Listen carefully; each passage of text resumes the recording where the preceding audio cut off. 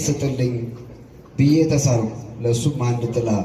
ልጅቷ ስትሳል እባክህ ለእናቴ አማች ስጥልኝ አለች። ይገባችኋል አይደል? ለእኔ ለባለቤቴም የሚለው በአማርኛ አስተካክሉት።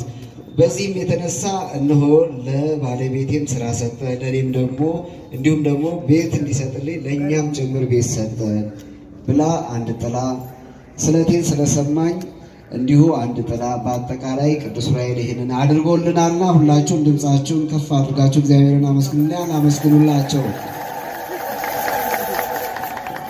እግዚአብሔር አምላክ ለነበረን ጊዜና ሰዓት ሁሉ ክብር ምስጋና ይግባው። ያው የጽጌ ማህሌት ተደውሏል።